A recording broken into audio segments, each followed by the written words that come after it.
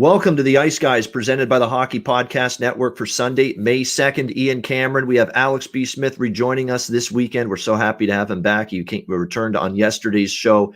And we have Devin DiDiomete, who's been on the show a couple of times as a special guest. He's back. Deeds with us once again on this Sunday edition. We thank him for joining us. And we thank Melissa Cunningham yesterday for joining us for the first time on the show as a special guest. She did a great job with her picks. Her best bet won with the Edmonton Oilers last night against the Calgary Flames. With that in mind, we will briefly look back at last night. Edmonton's win against Calgary, very impressive bounce back from the Oilers. It pretty much seals the deal for Calgary. Douse those Flames, pour a big old bucket of water on them and douse them, because they're pretty much done at this point in time when it comes to the playoffs. That's a loss they couldn't afford, especially seeing Montreal come back to beat Ottawa earlier in the evening. So all of a sudden, I think it's pretty much done now for the Calgary Flames as far as the playoffs go. Toronto takes care of business against Vancouver. And as if things couldn't get worse for Vancouver, COVID issues. You've got all kinds of, players are fatigued, players are gassed. They're physically, mentally, emotionally beaten up, the coaches. And then you have to deal with Jake Virtanen's sexual misconduct allegations now on top of that. So it's just one thing after another for the Vancouver Canucks. Nightmare season just continues to get worse for them. Really unfortunate to see that. We saw a couple other results last night. We saw the Florida Panthers continue to get the job done with a win against Alex's Blackhawks last night. Pittsburgh, very impressive win against Washington. They take back-to-back against the Capitals. Penguins playing really good hockey. We saw, of course, Detroit with the big upset of the day, shootout victory against the Tampa Bay Lightning. Great performance in net by Thomas Greiss in that win for the Detroit Red Wings in that game. Nashville, huge win for them against Dallas, the team that is chasing them for that final spot. They win in overtime. Minnesota, a great comeback for them against St. Louis. They were down 3-1. They tie it late, and then they win in overtime, 4-3. They finally get the monkey off their back. Terry Edelman, I'm sure you're relieved that Minnesota finally beat the St. Louis Blues last night. So a big win for Minnesota as they try to keep pace with Colorado and Vegas, who both won their games last night as well. So as that battle for first continues. We'll start with our special guest here, Devin. Last night, hockey thoughts of what we saw on the Saturday slate. I'm not going to lie, boys. Both my little guys were keeping me pretty busy last night, so I wasn't glued to the TV like I should have been. But watching the highlights this morning, it looked like there was a couple interesting games, some nice goals around the league. I was surprised that Tampa Bay lost last night, having so much to play for in terms of trying to secure home ice advantage. I thought for sure they'd win. Like you said, Calgary is all but done now, in my opinion. I'm really liking this Carolina team. I think they're a team that could make some noise come playoff times. But as far as going into depth on any games, I can't give too much insight. I'm not going to try to lie my way through that one, fellas. Nothing wrong with that. Hey, it's sometimes, like you say, when you got kids, and I wouldn't know the first thing about that, and probably won't know about that for a long time to come. But definitely, I get it 100%. And let's give Alex credit, and we'll get his thoughts on Saturday. You mentioned Carolina, how you think they're a good team. Alex's best bet, man, that was an incredible call last night. Columbus, Carolina, he took the draw, Devin, as his best bet. Plus 425 was the price on that. And the game does go to overtime. And, of course, Carolina wins it in overtime. And that plus 425 cashes in for Alex's best bet on the Blue Jackets Hurricanes draw. Well done, Alex. Well played. Thanks. Yeah, I mean, like I said, the writing was on the wall with that one. You had a Columbus team. They've now gone 3 straight games going into OT. And Ian, you mentioned it, where they're not rolling over and playing dead. I mean, they're eliminated, but they want to play the string out these last few games. And obviously, we're more likely going to see a new coach there next season. So guys know that they're kind of playing for their jobs. Either playing, I always say if they're not playing to secure their job with that team, then they're playing to, make sure that they get picked up somewhere else and can get a good contract, over the summer. So these games are important for those players and just for, pride alone. And so that's something you have to look for with these last week sort of games. And, there's some teams that are just going to mail it in. It seemed like that's the case with last night with the Rangers. They just were lifeless in that 3-0 loss. And, of course, the Islanders finally clinching their playoff spot. And we talked about how dynamite they've been at home all season long.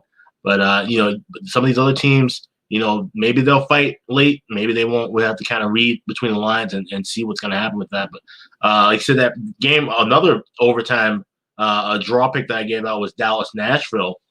And that one, I was stunned to see that one go just a 1-0 game. We had 2 1-0 overtime games between Tampa Bay, Detroit, and Dallas-Nashville. 2 games that I thought we would see a lot more, not exactly high-scoring games, but I thought we'd see some scoring early in those contests and just a little bit more offensive energy.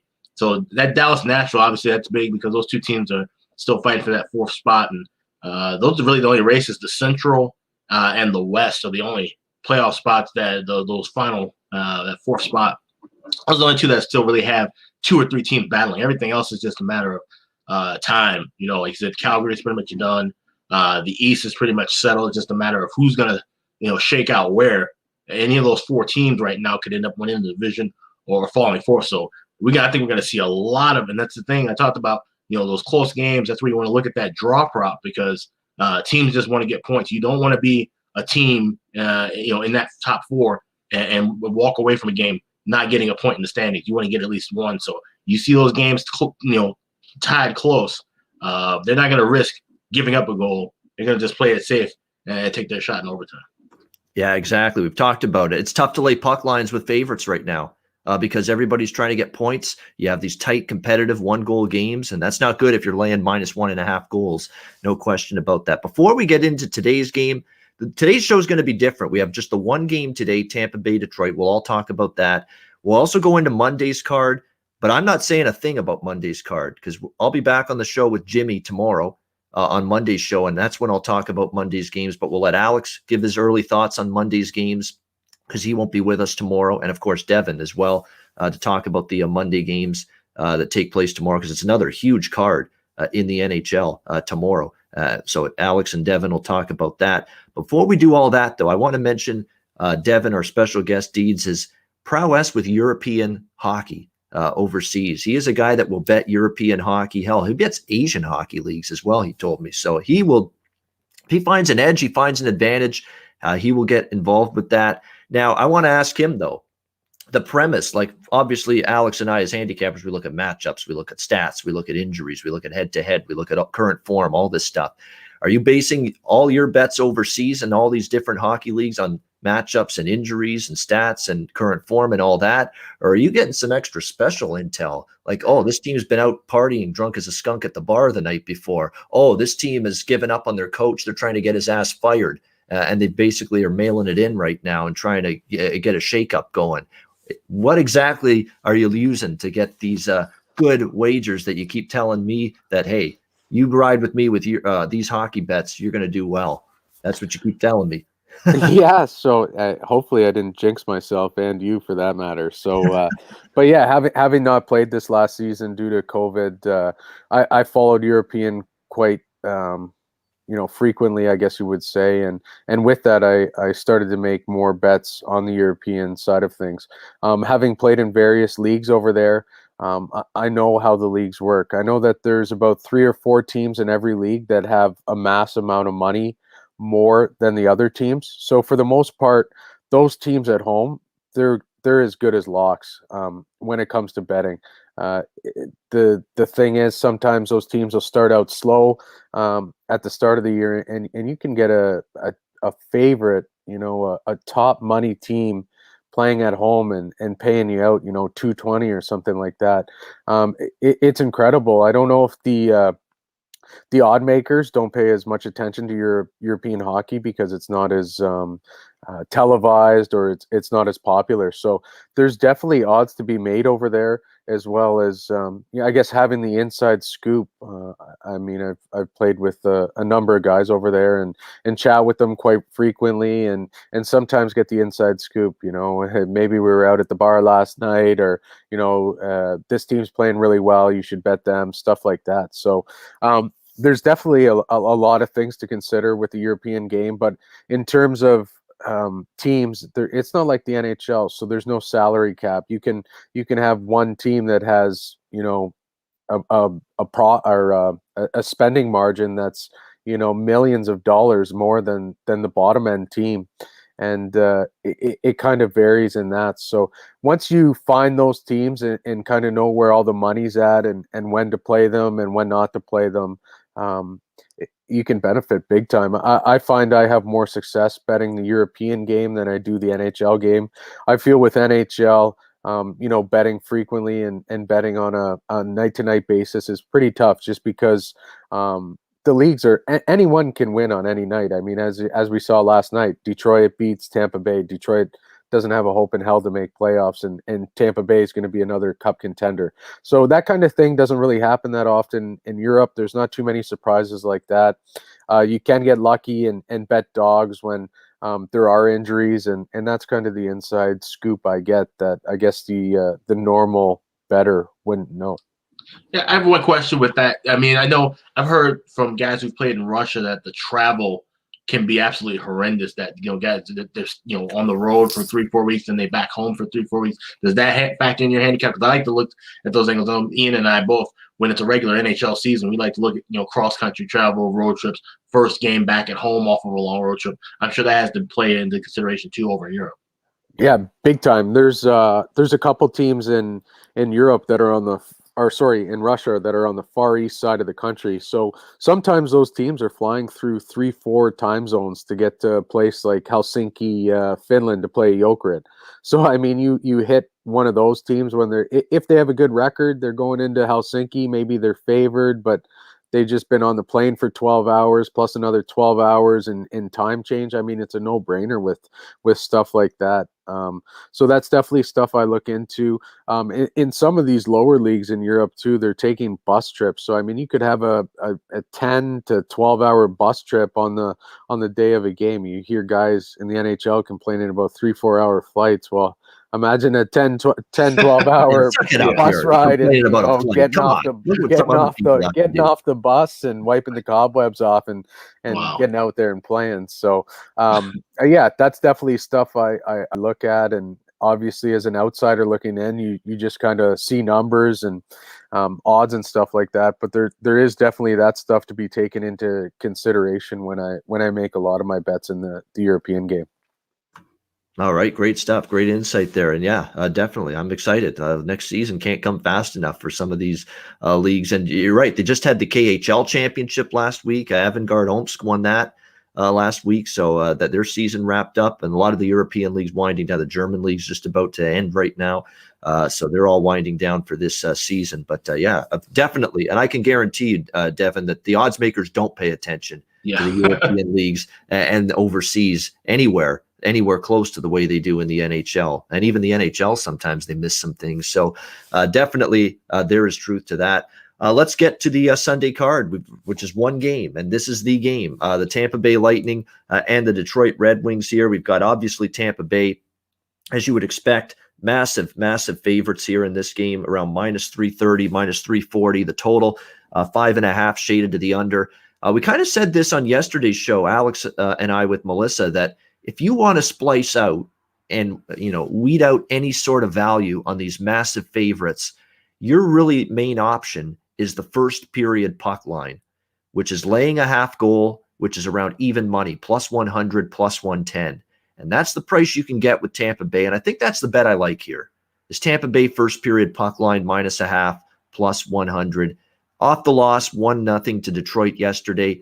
Don't be fooled. If you look at all those websites that give you the game within the game, Tampa Bay had the control of that game territorially, the offensive zone time. The expected goals margin was whopping in favor of the Lightning.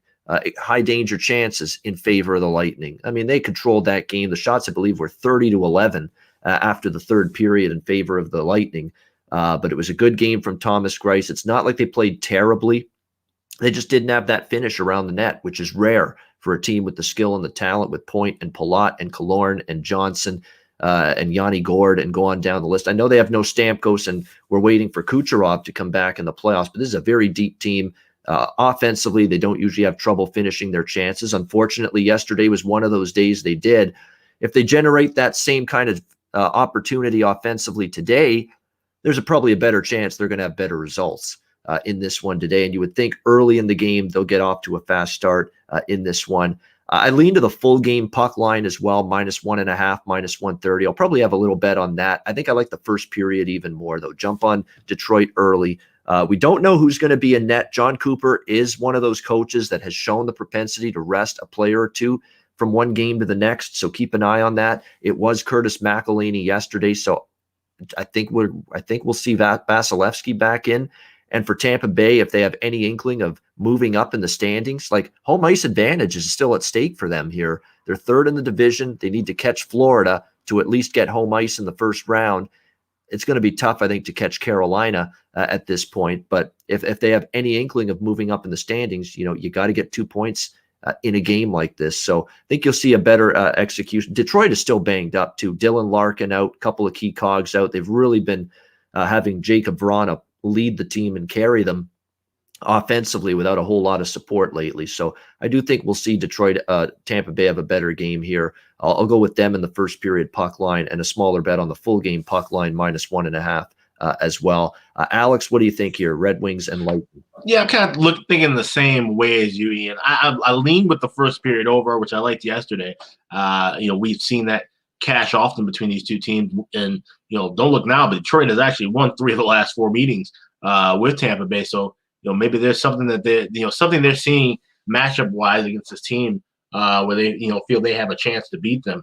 But like I said, this game means a lot more to the Tampa Bay Lightning. Like I said, they still have an outside shot at winning the division, but even with that, the more important thing would be to get to second place and get that home ice advantage, which more than likely would be playing against their in-state rival, the Florida Panthers. So I expect Tampa to win this game. And, like I said, either way you look at it, you got to take the first period over 1.5 at +110, or you can, lay that half a goal. Maybe a little bit more secure to lay the half a goal in the first period because then 1-0, you're a winner. So, that's kind of the frame I'm looking at. I won't have anything official on this game. I'll get to watch a little bit of it. But like I said, I think Tampa Bay will come out with, obviously, the way that they lost. And it's rare to see them not only lose a game but get shut out. The track record over the years is that they tend to come back with a vengeance when they lose a game and don't score a goal. Yeah, and usually after an extreme low-scoring game with Tampa Bay, especially one where they get shut out and shut down like they were yesterday, typically it comes back the other way and you see a little bit more goals. So I would lean over as well, but I like the Tampa Bay sides a little bit more than that. Devin, what do you think here with Tampa-Detroit? Yeah, like you guys said, Tampa lost last night to Detroit, 1-0 in the shootout. I think this is a really big game today for Tampa Bay. They're playing for home ice advantage. It looks like they're going to get that 2-3 seed. So I'm sure they want that too and have the home ice advantage. Tampa, they rested Vasilevsky. Yeah, sorry on the pronunciation there, guys. My Russian's not too good. Yesterday, and personally, I think Cooper's going to go back with them today, and I think that's just going to make things even more challenging for Detroit. He's one of the best goalies in the game right now. Detroit's having a tough time scoring goals. The skill differential alone is enough of a reason for me to take Tampa Bay in this one. But when you consider that Tampa has that much more to play for than the Wings right now, and the motivational, edge that Tampa's playing with, I think the spread's a good play here. I'm going to take them to win this game by more than a goal, just to add a little bit of extra value on that. I also don't mind the under in this game, under 5.5, to be honest with you. I can't see Detroit getting, more than 1 goal, to be honest with you. They've been playing some pretty stingy hockey defensively, and I think it's going to be a tight checking game. Like I said, Tampa's got a lot to play for. Detroit's got a bunch of young guys trying to prove themselves. They haven't completely given up. I look for a lower scoring game, maybe something like a 3-1 or even a 4-1 to stay under that 5.5 goals for me. I think it feels a lot like Vancouver-Toronto, and I got to start betting these correct score props because I said it on yesterday's show. Watch it be 4-1 Toronto with Vancouver last night. That's exactly what it was. And I know it was 5-1, sorry. Didn't Thornton get another empty net? He did. Okay, so that would have lost. Okay, I forgot about that. Yeah, he got the 5th goal in the empty net, but still, I got close to it. And I'm thinking 4-1. I might sprinkle on that. 4-1 Tampa Bay, correct score prop, which you can bet at some places, and you'll get a pretty good price on that, like 25-1 range type deal. or 20-1 you'll get on that. So I think that's definitely something to look at here. 4-1 Tampa Bay, because that's what concerns me about the over. I don't know how much Detroit is going to contribute here, especially if it's Vasilevsky and net who's rested, and with Tampa Bay obviously coming off the loss, and you'd expect them to answer back better offensively here in this game today. All right, so that's the one game today. We're already done Sunday's card, but we're going to have Devin and Alex talk about Monday's games. We'll try to go rapid fire. We will go rapid fire. Do you know why? Because I won't be talking. That's why it'll be rapid fire. New York Rangers and the Buffalo Sabres. We've got, let's see, in this one, we've got they got to bring the numbers up here. Here we go. We'll bring it up for a sec. There we go. Islanders -285, -290 road favorites in Buffalo. Total 5.5 shaded to the under in this one. Well, the Sabres are battling, but if it's Ukko-Pekka Luukkonen in net again tonight for the or in this game Monday night for the Sabres, I mean, the teams are starting to figure him out. I mean, Boston really shelled him again yesterday. Tokarski is healthy. It was available again yesterday, so maybe they go back to him. The Islanders are playing really good. I think they've dominated Buffalo this year. I think they've played the Sabres really, really well this year. Not that many teams haven't played them well, but the Islanders have really played Buffalo well. They've gotten their game back on track. They were struggling to score, but they had a nice win against in their last game against the Rangers. And then before that, they had a good win as well, back-to-back wins over the New York Rangers for this Islanders team. Again, starting to get the offense going. The defense and the goaltending has been there. So I like the scrappy nature of the Sabres. They haven't rolled over. Alex talked about that with Columbus. Sort of the same thing here with Buffalo. They've been competitive, but you can see, though, when a team is still trying to takes them seriously and has got something to play for, like the Islanders do here, like Boston did yesterday, it's still going to be difficult for Buffalo to win. So definitely in this game, the Islanders favored for a reason. Devin, what do you think here, Islanders and Sabres? I like the Islanders a lot in this one, just based off depth alone. I mean, you go up and down the Islanders lineup, and they are pretty deep. I think personally they have one of the best fourth lines in all of the National Hockey League with Clutterbuck, Kazikis, and Martin. I really like that line. They contribute. Maybe they're not on the score sheet every night, but they wear teams down. They wear defensemen down. They're a line that knows their role. They get the puck in deep in the corner, crash bang, and it opens up some room for other guys. I like the addition of Palmieri in New York. Him and Pajot together, I really like that combination. And then obviously you got Eberle and Barzal on the first line. They're a really good team, and they have something to play for. They're, again, like Tampa, they're fighting for that home ice advantage. They're kind of in a 2-3 swing right now, so they want to get all the points they can. This Buffalo Sabres team, as we know, isn't a very good team at all. They have nothing to play for. I'm sure they're all, pretty much done with the season, ready to get home, ready to get out of Buffalo and hopefully start fresh, new clean slate next year. So I like Islanders in this. I don't know how much value there will be had with that pick. I don't know what the line's going to change from, today to Monday. So I do like Islanders in that one. And they're really banged up and beaten up right now, Buffalo, with injuries, especially, again, the goaltending has been besieged by injuries, so it's been tough sledding. They're doing the best they can, but a lot of contributors out too. Alex, Islanders, Sabres. Yeah, the only thing I would be looking at here would be the Islanders team total, which I'm guessing is going to open around 3.5 with, juice to the over. And it makes sense. If you look at the last 3 meetings between these two teams, been copy-paste, 5-2 win for the Islanders. And this is the Islanders team. We saw this, not literally last year, but we saw within the end of the season and then going into the postseason, the Islanders finally found their stride offensively. We know how good of a defensive team they are. But once they're able to get, 3, 4, 5 goals in a game, that's when they really start rolling. That's how they're able to make that deep run all the way to the conference final last season. So if they can use this game to kind of get their offense spearheaded. They got the 3-0 win, last night against a Ranger team, but they're playing a weaker defense. This is the time for them to really fine-tune things offensively, especially if they're able to get on the power play. So that's something I would be looking for. So, next to score props in game and the team total over will be the way I'll be looking at the Islanders. Except Buffalo just kind of playing out the string. Some guys, know they're not going to be there next year. I think it's a little more different than Columbus. I think most of those guys know they're probably going to be on the way out. It's going to be another full rebuild, moving forward for the Buffalo Sabres. Yeah, keep an eye on who the goalie is. If it's Ukko-Pekka Luukkonen, I believe the team total over is cashed for every opponent in his starts so far. So keep an eye on that. Pittsburgh Philadelphia. Here we go. Keystone State rivalry battle here. Is it just me, or am I a little bit stunned that Pittsburgh, they are on the road, but they're only minus 140 in this game at Philadelphia. Total 6. They've packed it in, Philadelphia. Like, that was not just losses to New Jersey a few in a row. I mean, that was just non-competitive at all. Not a lot of pushback last night from the Philadelphia Flyers in that game. I'm going to just stick to that. I'm just Pittsburgh or pass. There's no way I could take Philly here. Probably the over makes sense. Devin, what do you think here? Penguins, Flyers. I'm with you on that one. I think Pittsburgh's been playing some of the best hockey in the NHL right now.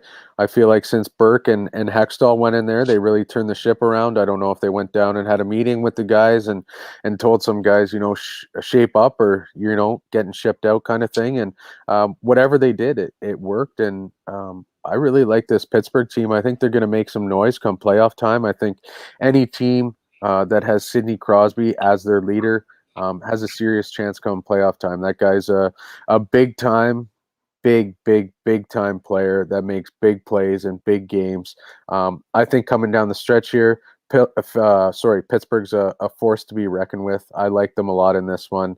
Like you said, it looks like Philly's packed their bags in, and I don't know. The goalie situation there with Hart, poor guy. I feel bad for him. He didn't have much defensive help this year, and it just looks like things seem to be getting worse and worse for Philly as time goes on. So I like Pittsburgh in that one as well. Yeah, that definitely. Pittsburgh team total over and full game over. They all make sense to me. Alex, Pittsburgh, Philly. It's just a slight lean for me for Pittsburgh. Obviously, they are the better team. They're getting ready, gearing up to hopefully trying to win that Eastern Division. But the one caveat is this is a hated rivalry. And if the Philadelphia Flyers are going to show up for any game the rest of the way, it's going to be these next two against the Pittsburgh Penguins. They would love nothing more to try to get a couple wins and maybe disrupt their positioning in the playoffs. So, like I said, obviously the just things haven't worked out for the Flyers as of late, especially defensively. So if Pittsburgh comes out hot early, this could be a rout. But this might be one of those games where I'd probably maybe wait and jump for something in game, maybe even take a small shot with Flyers first period, and then if that loses or say it's a draw after the first, then look for a better adjusted price live with Pittsburgh. But, kind of want to see where the mindset's at for Philly because, like I said, this is a rivalry game, always kind of really chippy. This is one of those where you see a lot of penalties, a lot of power play opportunities for both clubs. All right, Chicago and Carolina. We've got Carolina minus 225 current price as massive home favorites in this one. Total 5.5, shaded to the over. Alex, we'll start with you on this one. Chicago, Carolina. I mean, Chicago's obviously, free fall a little bit. Reality setting in for a lot of the veterans, especially. No playoffs this year. Hard to back them right now. Yeah, it's getting warm here in Chicago. It's officially baseball season now. So that being said, I would be only looking at Carolina. I'd be looking at the team total over, looking at Carolina first period on the puck line. The effort that the Hawks gave last night was just absolutely, dismal. They let in the goal to give the Panthers a 3-2 lead with seconds left in the second period. And then before you can blink, before the first TV timeout in the third, they're down 5-2. They made a valiant effort late in that game. They got that late goal within a minute to make it a 5-4 game. So it really sucks if you had Florida on the puck line last night. But like we mentioned, you got to really beware with laying the 1.5 with any team right now. But this just seems like it could be an absolute rout. It's the last 3 road games for the Hawks. It'll be a Monday, Tuesday, Thursday series in Carolina before they come back home to fans for that Sunday, Monday series against Dallas, which could mean absolutely nothing if Dallas is out of the race by then. But that might be interesting to watch looking forward. But as far as the Hawks on the road in this 3-game set, I'd be looking at more than likely Carolina in some form or fashion in all 3 of those games. But definitely be looking at the team total for Monday. All right, Deeds, what do you think here, Chicago, Carolina? I like the over on this one. 4 out of the 5 of the final, their last meetings have been over 5.5 goals. I think Chicago's a team that does have offensive power. Carolina scores a lot of goals as well. I don't have a favorite as to who I think is going to win the game, but I do like over 5.5 goals. Yeah, one thing then for Chicago. let's say one thing to note too is that we could possibly have a Colin Delia sighting in net for the Hawks. I wouldn't be shocked now with, Lankland definitely looks like he needs some rest, and with the season being out of hand, you might see Malcolm Subban and Colin Delia possibly be a tandem one night, and they'll, scratch Lankland. So we could see any rotation. And if Delia's in that, then I definitely would be looking at an over. Washington Capitals, New York Rangers, pretty much even money here in this game with a total of 6. I think the writing's on the wall with the Rangers. All of a sudden you hear, whoa, 30 minutes before the game against the Islanders, a bunch of scratches. Trouba and others. Kreider didn't play last night. They saw earlier in the day that Boston won. And the writing was on the wall, and I saw, whoa, all these late scratches all of a sudden. Is this team that's already waving the white flag? And sure enough, they had a pretty pathetic effort, to be honest with you, against the Islanders last night in that loss. So they look like a team where you either bet against them or you pass the game. That's my first initial thought. And you do have Washington now losing back-to-back against Pittsburgh, so they may not take the Rangers lightly here. You know where I'd be going, Washington or nothing. Alex, is that your first inclination here, Capitals, Rangers? Yeah, it is. And you mentioned it, that's something I mentioned on the show yesterday that, with that Bruins Sabres game being played early in the day, the Rangers kind of would know their fate beforehand. And sure enough, it was about 3:30, 4 o'clock when I saw on Twitter the scratches, Chris Kreider and a couple other guys being scratched. And right then, that's when I jumped on Isles in regulation, and that was a nice win, 3-0 winner. And, you look at the, current form, Rangers have actually played, Washington pretty well. But like I said, that's when they had a fighting chance and, were still alive. Right now, it just seems like they're just in complete free fall mode. I wouldn't be shocked to see the Rangers possibly lose out the rest of the season. So, like I said, Washington needing points. Points are a premium in the East more than any other division right now because all 4 spots are still in line as far as who's going to get home ice, who's going to, for at least 1, if not 2 rounds, try to win that division title. So this is a cheap price here. I'm definitely going to be on Washington tomorrow. All right, Devin, what do you think? Caps, Rangers? I like Washington in this one too, guys. I think the Rangers, once they realized they weren't going to make playoffs, guys that were maybe pushing their bodies a little bit because they had a chance to make playoffs, well, now they're becoming scratches. Upper management doesn't want to risk, injury further, or maybe guys, coaching staff's just not happy with guys. So I think the Rangers are a team that aren't going to do well down the stretch here. I think whoever they play, it's probably a good bet to bet against them. I like Washington in this one. Like you guys said, it's a race in that division. I think there's 5 points that separate the first and 4th seed, and I think there's what do we got here? We got Washington with 69, we got Islanders with 67, and Bruins with 66. So, and then Pittsburgh's of course at first with 71. So we got a dogfight here as far as home ice advantage. I know with no fans, it's not as big of a deal as it once was, but getting back to routine and how guys are at home and how nice it is to be in your own home, take a nap in your own bed, and eat your own kind of food, stuff you're used to. So I think that stuff goes a long way with hockey players. I like Washington in this one, and like we've said so many times, they have a lot more to play for than the Rangers. All right, looks like Washington. We all in agreement here. Nashville, Columbus. Next game, Nashville -160, -165. Chalk on the road. The total 5 shaded to the over. What's that smell? Oh, I know what that smell is. It smells like an Alex B. Smith world famous draw potentially in this game, maybe with Nashville and Columbus. Am I right? Yeah, you are. That's the only thing I would be looking at here, because this is a Nashville team. They find these crazy ways to win. You cannot trust them within 60 minutes to just put up a solid effort night in, night out. Where, like I said, Columbus, they're still giving a fighter's chance. They seem like they're playing for pride and they want to kind of disrupt things moving forward. So they know Nashville. It's not like Columbus would be playing Chicago or whatever, and both teams are out of the race. Who knows what would happen in that matchup? But with Columbus knowing that Nashville has that 4th and final spot, battling with Dallas ever so slightly, they know points are important for them. They might want to play that role of spoiler. So I might even look to possibly sprinkle something with that money line if it climbs up past 145 plus 150. But I'm definitely going to be on the draw here. I can see this one being a 1-1 or 2-2 game after 60 minutes. Yeah, this is one of those games to remind people. It's a good game to remind people. Must win doesn't equal will win all the time. Yeah, Nashville needs the win, but they're laying a pretty decent price here on the road. And you're right, Columbus, 2 of their last 3 games, guys, they've taken Carolina to overtime and Tampa Bay to overtime. So you're right. There's evidence that Columbus is not rolling over this late in the season for a non-playoff team. Devin, what do you think? Nashville, Columbus. Well, I think with some of the teams we've talked about that are out of playoffs and guys might be, giving up on the season or kind of saying, screw it, I'm done with it for this year. The big difference in Columbus is you got John Tortorella behind the bench, and John Tortorella doesn't put up with any of that stuff.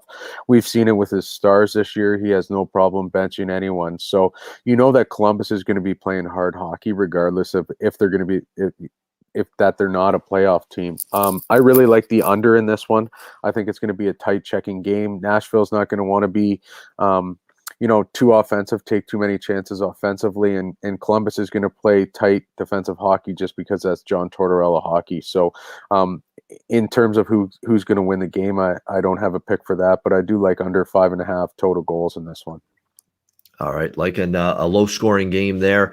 Beware that we might not see Merzlikins in this game for Columbus. There's a hint that it might be Kivlenieks, another Latvian. This is the Latvian hotbed of goalies right now with the Columbus Blue Jackets. No question about that. But Merzlikins may not go. Kivlenieks might go. And by the way, Devin, you were upset that you butchered Vasilevsky. I even got the San Jose goalie wrong initially. I said on the show Koronash. Yesterday, the young goalie for San Jose. It's actually Kozhanash. The first R in his name is an SH sound as well. So the official pronunciation is Josef Kozhanash. Kozhanash. There we go. Nailed it. I did not know that. until I heard your friend, because I actually had the Colorado feed on, and they were calling him Coronar at the beginning. They were really butchering it. That's what I thought it was. Then they changed it to Koronash. And then which is what I thought it was. And then I heard that they still got it wrong. Because then I flipped over to your best friend in the world, Alex, Randy Hahn, of course, on the San Jose feed. And he's saying it right. Kozhanash is how you say it. So there you go. Right. There you go. So you wouldn't have known that. You look at it, it's Korenar. And somehow it's pronounced Kozhanash. I've been saying Coronar for like 2 years when I see his name in the the AHL rosters or anything. So that's good to know. Call the Coronar. Yeah. Just be thankful Don Cherry's off air. He would have been butchering it like no other. Oh yeah, I have no idea how he would have tried to pronounce it. I'd pay just to see him try to pronounce that. Yeah, for sure. Yeah, that would have been ugly for him. No doubt about that. All right, let's go on. We've got the Boston Bruins, New Jersey Devils. Boston minus 235 road favorites, total 5.5. Be careful here. This might be a little sprinkle on the home dog for me, New Jersey. New Jersey plays Boston tough, really, really tough. And the Bruins are pretty much clear of the Rangers now after what happened yesterday. I'm just saying, maybe New Jersey, but again, I'll wait till Monday's show to give my expanded thoughts. Alex, what do you think? First thoughts here, Bruins and Devils. This is another one where I'd be looking at the draw. You look at this, 4 of the last 7 meetings have gone to overtime. And of the 3 that didn't, 2 of them were 1-0 games. So this is definitely one of those just weird kind of matchups where not a lot of scoring. And obviously Boston, like you said, they're in the in the playoffs. New Jersey isn't. Boston would be fine at least taking at least 1 point. They'd rather get 2, obviously, but if they this game is tied late, they're not going to risk doing anything to end up losing the game. They settle for that 1 point. And take their chances in overtime or in the shootout. But like I said, New Jersey plays them tough. They're clearly seeing some kind of favoritism matchups against this team for whatever reason you have. But so I might just take a shot with the draw, but I'm not going to do anything on the side here. Yeah, not just beat them once. They've beat them multiple times this year, the New Jersey Devils. And look, they're coming in off a couple of wins. Granted against Philly. But Devils are another team. The effort's currently there with this hockey team at the moment. Devin, what do you think? Boston, New Jersey here. I like Jersey in this one, guys. That'd be my dog pick of the day, to be honest with you. Jersey's got 7 points out of the last 10. They're playing pretty good hockey, and if you look up and down this Bruins roster right now, they're riddled with injuries. There's a whole whack of guys that are questionable or straight up will not play. So I know the game is important for Boston because they are battling for playoff positions and standings and whatnot. But for whatever reason, some teams just have certain success against other teams. They match up well, and New Jersey seems to be a team this year that matches up really well against Boston, even though they're so much below them in the standings. So I like Jersey in this one for a dog pick. You know how refreshing it is, by the way? We have multiple books with full lines, full money lines, full totals for these games on Monday, a day ahead of time. We've been bitching and complaining, Alex and I, for years. We got to wait till like the overnight or the morning of for lines for most of these games, but they're getting them out there nice and early. And as a result, we're able to give you a nice little Monday look ahead for Alex and Devin on the Monday card on today's show. Thank goodness for that. Winnipeg and Ottawa. Next game here, we got Winnipeg, pretty significant road favorites here in the nation's capital. We're looking at right now, Winnipeg currently minus 155 to minus 160 road favorites, the total 6 in this game. Jets are slumping. Jets, of course, have no Nikolai Ehlers for the rest of the season, right? The rest of the regular season due to injury. Adam Lowry's out. They're struggling right now. They can't find ways to win games. You know, I won't be laying this price with Winnipeg. That's for sure. I won't be doing it. Alex, what's your thoughts here? Jets, Sens.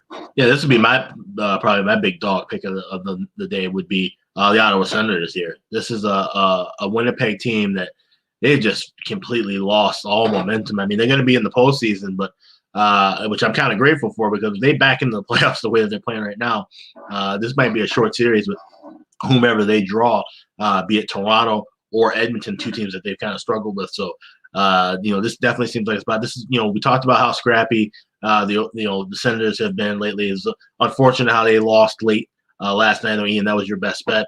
But they played hard. Don't remind me. That was tough. That was tough. That was a 45 ticket, and they're up 2-0 in the third, and they can't bring it home. Yeah, and that's the thing. I mean, but it just shows you that they aren't giving up at all. There's a lot of young guys that the youth movement's in full force with Ottawa, and this is definitely going to be one of those teams that are going to be live the rest of the way.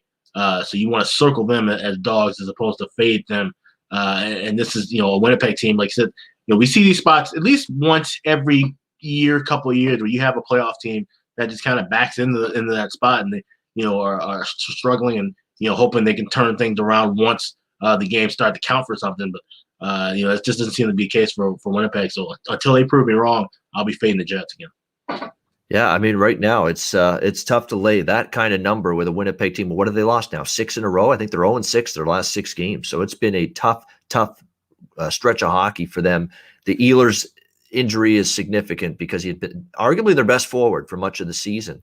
Really, yes, he's outplayed Scheifele, Wheeler, and a lot of the other forwards. And without him, the offense is stagnated. It's not at the same efficiency. Connor Hellebuck's not right at the moment either.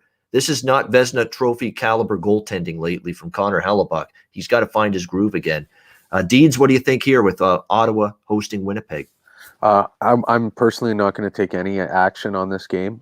I do like Ottawa a lot. I think they're going in the right direction in terms of an organization. They seem to have a couple really, really good young players there. I like where they're going. I like watching Ottawa play. They play with jam. They have a team that combines toughness and skill, in my opinion. And you look at a guy like Tkachuk who plays a hard game but combines it with skill. And I think they're going to be a team in 2-3 years that is going to be fighting for playoffs, and a team that even next year might make a little bit of noise. So I don't mind Ottawa as a dog here. Winnipeg isn't playing very good hockey. I don't personally want to take any action on this one, but I wouldn't be opposed to sprinkling a little something on Ottawa. All right, back Toronto, Montreal again. These teams have played each other a lot lately. They're head-to-head again here. Toronto minus 150 on the road in Montreal, 5.5 the total. The Leafs, still got to keep winning. They haven't completely put Edmonton away yet for first place in the division, although they still should win the division. Let's give Montreal credit. The Cardiac Canadians, the last couple games. Trail Winnipeg, come back to win. Trail Ottawa, third period, come back to win. What a time for your first NHL goal for Cole Caulfield yesterday. Overtime winner for Montreal, his first NHL goal to give the Canadians an overtime win. Playing a little bit better the last couple. We'll give them that. They've had a lot of injuries. Gallagher's been out for a while. Tatar's been out. Shea Weber on the blue line's been out, although I think they haven't lost, believe it or not, Montreal, since Shea Weber's been injured, which tells you he's had a tough season. Let's be honest. He's had a great career, but he's had a really, really tough season for Montreal overall.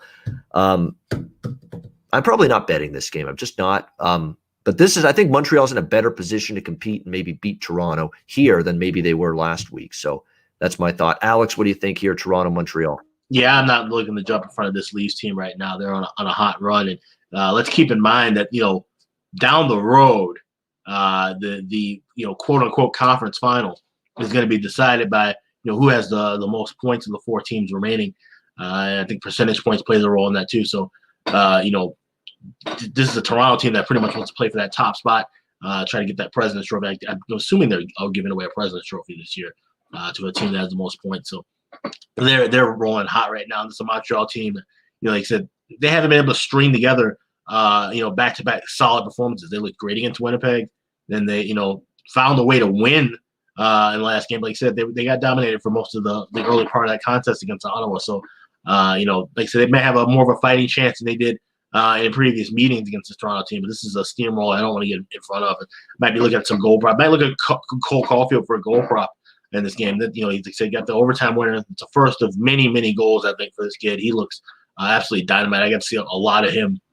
In Big Ten country, when he scored a ton of goals against the Golden Gophers as a member of the Wisconsin Badgers. So I think moving forward we're going to see a lot from him.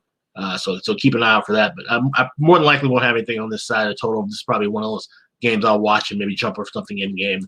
Look for a couple of props here and there. The more I watch the Leafs, guys, the more I keep thinking to myself and what Austin Matthews is doing on a nightly basis. Why the fuck have I not been betting this goal scorer prop every game? I mean, just do it. Even if he doesn't score, come back to it the next game. If he doesn't score in that game, come back to it the next game, because it has been even 2 goals or more, which is even a better price. I mean, I've missed the boat on that. Should have been on this guy to score more goals and the goal scoring prop for Austin Matthews more than I have. Devin, what do you think here, Leafs and the Canadians? Guys, I like Toronto -1.5 in this one. Toronto's gone into Montreal and won the last 4 to 5, and they've won them by more than 1. So I think this Toronto team's gone through a lot of growing pains.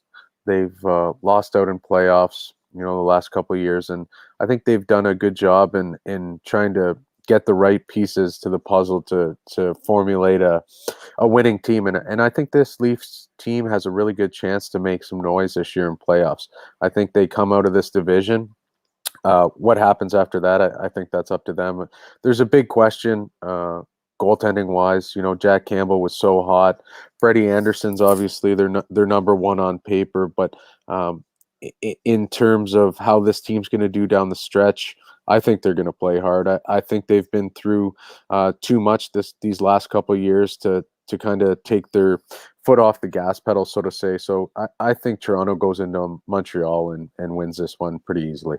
Wins it by margin. Devin liking Toronto puck line -1.5 goals here in this one, which you can get at around +165. A really good price there on that. Good payback. Dallas and Florida. Florida -140 home favorites against the Stars. 5.5 shaded to the under total there. I remember taking a chance with Dallas last week against Tampa Bay. Desperate team needing the points. Tampa Bay's recent play had been uneven, and Dallas just couldn't generate anything, and it was a class difference. And the Lightning shut out the Stars 3-0 in that game. I won't be buying into the must-win scenario for the Dallas Stars in this game. Let's put it that way. Alex, your thoughts here, Stars and Panthers? This is actually a spot I'm going to be looking at the first period over. You don't say that too often with the Dallas Stars, but this is a Panthers team. They've had 3 of the last 5 games go over in the first period, and 4 straight meetings against Dallas go over in the first period. So this is definitely one of those spots where Florida seems to kind of get their offense rolling a little bit. They've got the better offense, but this is a game important for both clubs. Of course, Dallas is fighting, trying to stay alive to get that 4th spot in the Central. Obviously, losing to Nashville didn't help them much, but at least they were able to get a point, forcing that game in the overtime. So you might want to even possibly take a shot with a draw here as well. Both teams needing points. If this game's tied late in the third, that's, like I said, that's kind of the trend I'm looking at this last week in the season. You can jump in game and get no more goals scored in regulation, or you can play a pregame as the overtime draw. All right, first period over for Alex. And yeah, Dallas's offense is being carried by a rookie right now, Jason Robertson. So that tells you all you need to know about this team having and their struggles to score goals most of the season, and especially lately. Deeds, what do you think, Dallas and Florida? I don't like anything, honestly, in this game, fellas. If I had to wager anything, I think I'd do under a 5.5. But other than that, I wouldn't take any action on either two of these teams with the current situation. All right, Anaheim Ducks, St. Louis Blues. St. Louis minus 240. Home favorites here. Big favorites at home here against the Ducks. 5.5 shaded to the under. Alex brought it up on yesterday's show. It played out to fruition. The Ryan Miller angle going into that game last night against the LA Kings. Hey, this is his final home start of his career. He's retiring at the end of the season. Anaheim's going to go out there and really pull to get a win for this guy. And they did that. I was looking. Anaheim hasn't played well for weeks. And they go out there last night and they put the boots to LA, a 6-2 victory over the LA Kings, sending out Ryan Miller on a winning note in his final ever home start for the Anaheim Ducks. And you got to love hockey, guys, when you see the what transpired after the game. The Kings going to Ryan Miller, every one of them shaking Ryan's hand, saying congratulations on a great career, all the best in the future. That's hockey right there. It's just, you compete, you battle. You maybe you cross-check someone in the back sometimes, you slash someone, and then a lot of nasty feelings on the ice sometimes when you're in the heat of battle. But then at the end of the day, you put it all behind you and you wish a man well as he's about to retire. And for two teams that are still rivals, the Kings and the Ducks, it was a great display at the end of that game after Anaheim got the win as the Kings wish Ryan Miller all the best. Now, the question is this letdown city here? For the Anaheim Ducks now playing this St. Louis Blues team. We'll have to wait and see who's in net, because I'm telling you what, guys, I'd be reluctant to bet against Anaheim the rest of the season whenever Ryan Miller starts, because you could tell they dug in for him last night and they got the job done. I don't think he'll start here, but definitely keep watch over who Anaheim goes with in net for these remaining few games of the season. What do you think here, Alex? Anaheim, St. Louis. I'll probably be on the first period over with this one, and that's something I've been riding with a lot of these teams, pretty much the entire Western Division. The last month I've been on a lot of these first period overs, but you got a great track record, 8-3 the last 11 meetings between these two teams in the first period over. This is obviously a super crucial game for the St. Louis Blues. Still trying to keep afloat and get that fourth spot in the West. And like you said, it could be a bit of a letdown. We have the team Anaheim score 6 goals in a very long time, so they may have used up all of their offense. But I think we could see a couple of goals early. Things might taper off late. So this is one of those I like to play the first period over and then look for an adjusted in-game price for a live under. I think that might be a good spot here with the Ducks and the Blues. Deeds, what do you think? Ducks and Blues. I like the Blues in this one. I don't love them at minus 280. Anaheim has had some success against St. Louis this year. They also don't have much to play for. St. Louis is battling here to stay above Arizona when it comes to that last playoff spot. So I think this is a must-win game here for St. Louis. I think they win the game. I don't love it, but if I had to make a play, I would take St. Louis. All right, we have a good one here. Vegas Golden Knights, Minnesota Wild. Vegas minus 120 in Minnesota at the XL Energy Center. Total 5.5 shaded to the under. Vegas has actually struggled in Minnesota this season. We remember earlier this season, the Wild got them twice, here at the XL Energy Center. So be careful with this Vegas team, even though they played, what are they now in terms of their record? 12-1 in their last 13 games. It's been an incredible run for the Golden Knights, but this has been a tough place for them to play this year. We'll see if it is that way once again on Monday night. I'll tell you right now, I'll save, again, expanded thoughts for tomorrow's show from me on this card, but the over with Minnesota at 5.5 is almost always a must play for me right now with the way this team's trending. Alex, what do you think here with the Golden Knights and the Wild? Yeah, as you mentioned, the Vegas has struggled throughout their short history with Minnesota. They've lost 10 of the 14 meetings between these two clubs, which would be interesting to see if these two teams do meet up, later on in the postseason potentially. This is a spot here. I like this Wild team. They were able to get that rally to win in overtime, finally get the monkey off their back by beating St. Louis after having those last two losses.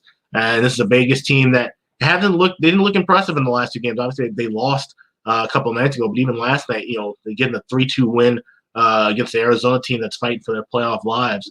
I'm expecting to see more of an impressive performance from Vegas, but it just hasn't really come yet. So maybe they're just kind of going to be one of those teams floating around until the postseason. But they got to be careful because obviously as tight as this division race is, they could be finding themselves not in that number one spot, but possibly 2 or even 3. Maybe having even to start on the road if they're not careful. But I like the Minnesota Wild here at a plus price. All right, Alex liking Minnesota and Kaprizov, Fiala, Zuccarello, those 3 in particular for the Wild. This is now a fun team to watch, and they've got some goal scoring and offensive abilities now these days. This ain't your Jacques Lemaire 2000s Minnesota Wild anymore. Deeds, what do you think here, Vegas, Minnesota? I can't speak for you guys, fellas, but I know going into the year, I didn't think Minnesota was going to be half the team they are this year. Billy Guerin made a lot of moves that I think a lot of people questioned in the offseason, and they seem to be really working out for him. I like you guys. I like watching this Minnesota team play. They're not that kind of sit back team that they used to be. They have some high octane offensive guys, and I like them a lot. I like them in this game. I like them with the success they've had against Vegas in previous meetings. I'm going to play Minnesota on this one. All right, there we go. We have consensus there with the Minnesota Wild. We've got the LA Kings, Arizona Coyotes. Next game, Arizona minus 135, minus 140. Home favorites, total 5.5, shaded to the under. Arizona loses to Vegas, but they do get a point. Unfortunately, so does St. Louis in their loss in overtime. So Arizona doesn't gain any ground. They're running out of racetrack. They're running out of games. It's not likely going to happen for them. The last time I trusted Arizona against an inferior team, they lost twice in a row to San Jose last week, and that thoroughly pissed me off the way they started both of those games. I couldn't believe it. With these games being so important, you could come out so shitty and so fucking awful to begin these games, both games against San Jose, and they fell behind 2-0 in the blink of an eye in both games. I'm not doing it. I'm not laying minus 140 here with Arizona against the Kings. The Kings prior to last night when they walked into Anaheim all juiced up for Ryan Miller's big night, they had actually been playing pretty well recently. The Kings a little bit better, a little bit more competitively. Kempe, Gabe Velarde, watch out for him. Going to be a good player. They got Quentin Byfield now up with the team late in the season as well. So Kings aren't rolling over completely either. I'm probably going to stay off the game. Alex, what do you think, Kings Coyotes? Yeah, I'm going to stay away from this one too. As I mentioned, I like the first period overs with a lot of these Western Division teams. But these are the 2 clubs that really have kind of struggled early in games. The Kings 13-4, last 17 to the yes prop for a goal in the first 10 minutes. So that might be something worth taking a shot on if you can get a decent price. But other than that, I don't trust there. Like I said, Arizona's been struggling against inferior teams. They seem like they're going to be finding themselves on the outside looking in at the end of this year. And of course, LA, a lot of young guys. They're just trying to play for the future. I like where they're headed moving forward. Obviously, they're going to bring some more guys in. They're going to make some changes at some key positions. Probably goaltending will be the main change we see in the offseason for them. But like I said, just to lean with the goal in the first 10 minutes, that'll be something I'll look at. All right, Devin, what do you think here, LA, Arizona? I like LA in this one, guys. Like Ian and Alex said, LA's brought up some young guys here who have something to play for. A lot of these teams that aren't going to be in playoffs have nothing really to play for other than contracts next year. Some of these guys on LA, it's their first time in the NHL. You know, they have that excitement. Bring that excitement into the dressing room. You know, it sparks some of the older guys. So I like LA in this one. Phoenix has been playing absolutely terrible hockey as of late. Both Ian and I were chatting earlier last week, and we both hopped on the same game there that Ian was talking about earlier. So Phoenix or Arizona's in my bad books right now, and I'm gonna ride LA for that one. Yeah, you and I both. I mean, it was just we were so pissed off with that, no question. Very unfortunate, and you and I were pretty damn angry with that Arizona team, as we should be. Yeah, Stan Lynch in the chat saying sounds like Ian lost some money with Arizona. Well, yeah, definitely. What gave it away? Stan, what gave it away? You could tell I was a little upset, hot and bothered by that for sure. Edmonton, Vancouver. We've got Edmonton minus 190, road favorites, total 6. I'm keeping this simple. This is a first period puck line for Vancouver or for Edmonton and a full game puck line for Edmonton. They've also got Vancouver coming off the long road trip as well. Not much downtime. Saturday to Monday. Vancouver's in a world of hurt physically, mentally, emotionally. The Vertanen thing now that he's been charged with a sexual misconduct as well, and obviously on a leave of absence from the team. I mean, it's just one bad, miserable thing after another to this poor Canucks team. They can't get out of their own way. They're losing left and right. Edmonton, to me, I just don't see a whole lot left in this Canucks team at the moment. So Edmonton's probably going to have a good time of it against the Canucks, especially if they come focused, which they should. Alex, what do you think here? Edmonton, Vancouver. Yeah, Vancouver is pretty much fade city at this point. I'll be on Edmonton puck line. I'll be on Edmonton team total.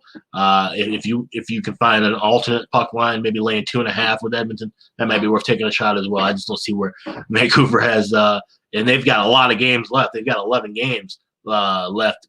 I doubt they'll be able to play all of them. I would be shocked if some of those games, especially against a team like Ottawa, might end up just getting scrapped if they want to get the playoffs started on time with all 4 divisions. So that's to be something to keep an eye on. But there's no way I'm going to be back in Vancouver the rest of the season. They're going to make some overhauls in the offseason. It's just been an absolutely disappointing year for the Canucks ever since they lost in the postseason.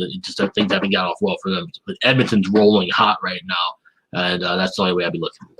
If the NHL forces let's say Vancouver loses 4 or 5 more in a row, and they've got 6 games left or so, and the NHL, especially some of those against Ottawa, and the NHL forces Vancouver to play out the rest of the string, the rest of the schedule, shame on them. They should step in and do something. This is absolute bullshit and nonsense. If they force this team that's way out of the playoffs, that's gone through so much physically, mentally, off the ice, on the ice, to play out their schedule when there's nothing at all left to play for, they got to step in and make sure that doesn't happen if we get to that point in Vancouver. And I'll tell you something, if they do, we might see some of the craziest lines that you've ever seen. We could even see Ottawa, as bad as they are, be a -300, -400 favorite because Vancouver's just not going to give a shit at that point. Yeah. That would be an eye opener. Ottawa favored above significantly over anybody, but that might be where the Canucks end up. Devin, what do you think here? Edmonton, Vancouver. I'm with you guys on this one. I like Edmonton -1.5. This Vancouver team looks to I watched bits and pieces of the Leafs Vancouver, and they look like they're just depleted, like they have nothing left to give.